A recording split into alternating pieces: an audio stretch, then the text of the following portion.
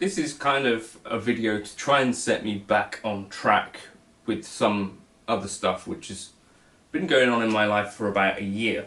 So, well, probably more than a year. Yeah, definitely more than a year now. Anyway, so I made a spreadsheet about a year ago in June of last year and started to sort of total up the kind of bits of gear that I had and starting to think about like what would be the second-hand value of some of these things. Are these things that I'm using day in and day out, or are these things that I'm kind of just hoarding to some extent, or things that I feel like I want but actually maybe I don't need. Maybe someone out there might actually use these more than I do, and in any case maybe I need this money for a wedding that's upcoming, or maybe I might want to move house or something like that. That was sort of the motivation, as well as my wife Leanna. She has an embroidery business, and at the time we were living in a different house, and her business necessarily meant that there needed to be stock in the house. And so the fact that I had this gear that was sort of not just in one room, it was sort of like starting to creep around the house, and you have boxes and not tons of storage space. It was beginning to become an issue for both of us that my gear was not just confined to my bedroom, but was kind of all over the house. And you know, I don't know if you're similar to me, but if I saw like an amp that I was like, right, I really did like the idea of that as a kid, maybe I'd try that. I go and buy that amp second hand. Most of the time is how I buy most of my gear. Bring that home, and then she say, that's another amp, where's that going to go? And like reasonably, I think this is something that I've been relatively selfish about, right? And you think, okay, you'll get over that, but then you don't necessarily think about the impact of like walking into the house day in day out and not seeing like clear space or whatever. You see another amp come in. I think it's probably not exactly the best way to behave. So from that date, I've sort of started selling off bits and pieces for various reasons, and I also bought back some things, so I guess this is a video about that as well to some extent.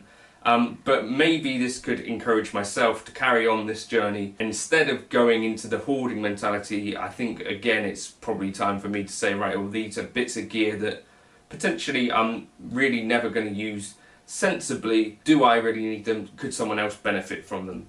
So I opened up that spreadsheet today and sort of totaled it up, and it's like something stupid like around £32,000 worth of stuff. I'm not exactly a rich person, and certainly in the past I didn't earn much money at all, like relative to other people. It's just that I spend my money on music and not drinking, all that other stuff. And you know, over 20 years of playing guitar and acquiring gear, I guess you can build up quite a stockpile of bits and pieces. Certainly pedals was a big chunk of it, and I'm not really a person who uses pedals much. As you know on the channel, sort of my most favoured pieces of gear are these things, right? Modelers that actually have considerably less space that they take up, which is a nice thing.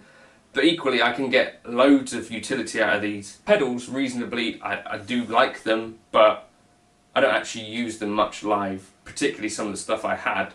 So a lot of that got sold. I sold things like some of the amps, some of the Mesa Boogie amps. Like, I thought I wanted to be sort of a Mesa Boogie aficionado and collector. I still really like Mesa Boogie amps, but realistically, my favourite one of the lot is the first one that I bought, and that's a Mesa Boogie Nomad 45. I bought that when I was about 16, living on a farm with my parents, maybe even 17. But I bought that one to go to university with, which was a waste of time and money. The biggest waste of time and money that I've ever spent, I'd suggest. But yeah, the Mesa Boogie Nomad 45.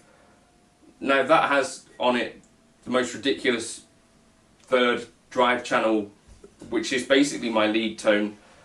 I've also taken it to gigs recently and used it just to return to plug modeler, and it does that well. So I've started to think about, you know, maybe some of these other Mesa Boogie amps that I've acquired over the time, do I really need them? And it's again to that point that I've spoken about before, where like a clean space to work in or practice in or live in probably to me has more benefit now than having an amp shaped thing in it, or some of these amp shaped things in them. I had the same thing with some guitars as well, you know, like I bought things like the Mexican Player Stratocaster to kind of have as a benchmark to test other things for.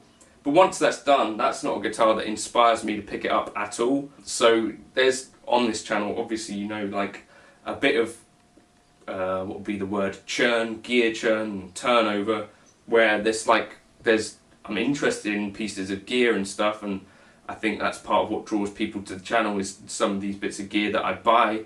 But long term, am I realistically going to play a Fender Mexican Player Strat when I have my favourite Strats here? Probably not so much. So things like that I'm happy to let go of.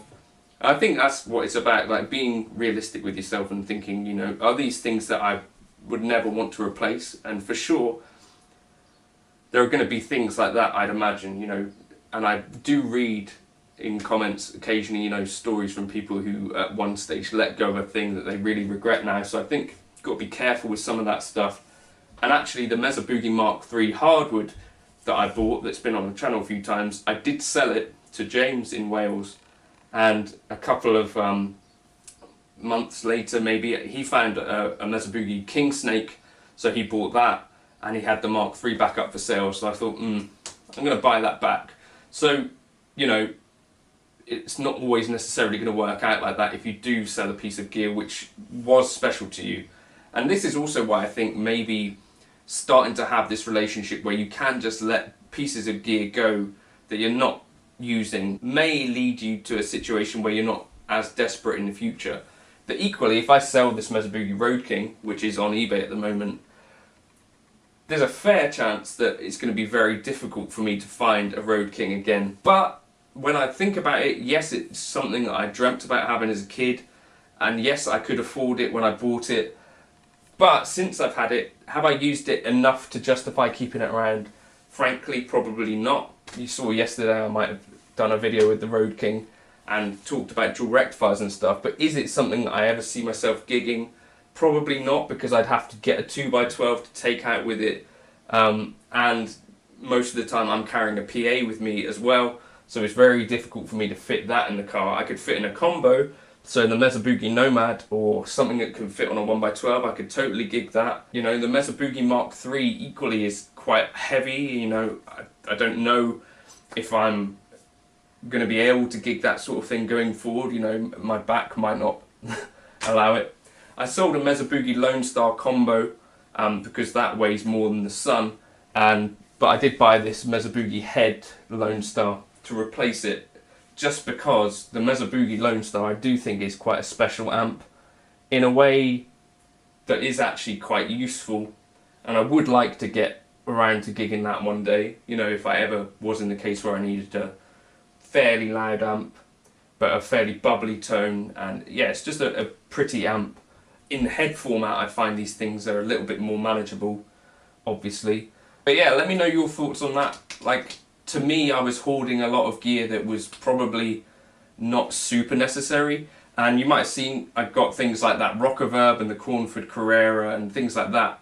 And whilst cool amps and Vox AC15, those were kind of the first to go again, I think, because for me, where my comfort is sort of Mesa Boogie, but equally it's made me think, do I need to have this much Mesa Boogie? Probably not, it's probably enough in it. So yeah, the gear exodus continues. A year on, that's kind of where the numbers are at. It's like over £30,000, which is a crazy amount of money. And I didn't necessarily think until I'd started to make the list of what this stuff is. You know, you look through your cupboards and you think about what is on your shelves, stuff that you maybe use, maybe you don't use it. Just put it down in a spreadsheet and think about, is this thing special to me? Is this thing collecting value, or is it going to go up in value? Maybe, am I using this thing? Would I miss this thing? Those are kind of the things that I've tried to think about, and then necessarily I think, right, well, actually this piece of gear, I can put that on eBay. And I can honestly say there's not been anything except for that Mesa Boogie Mark III that I regretted selling, which I wouldn't necessarily have expected. Now, it may be that in 5 years' time the Klon KTR is worth £6,000, and in which case I guess I would have slightly regretted that, probably. Anyway, let me know your thoughts. Is there some horror stories that you've got to share with people about stuff that you've sold that you now wish you really hadn't? Do you feel like you've got a bit of a hoarding problem? Do you have things like family which you have to consider when you're doing this kind of gear buying thing? I think for me as well is something to realise that it is quite a selfish thing to be doing. It doesn't really benefit anyone else in my house, so I kind of have to think about that. It doesn't mean that I'm not going to buy new gear and check out gear on the channel. So I've got a Hotone Ampero Stomp 2 which I bought on eBay, but making those purchases, because I did go for a while without buying anything, has made me think, right, okay, we can sort of start this churn procedure again where I can let go of some bits and pieces that I don't really think that I'm going to be using much going forward. I don't know if I'll be able to whittle it down one day to sort of 1 or 2 amps. That Mesa Boogie Nomad 45 I think is going to stay with me forever though, because yeah, it's got a cool sound. Let me know your thoughts in the comments. Sorry for the ramble. Cheers.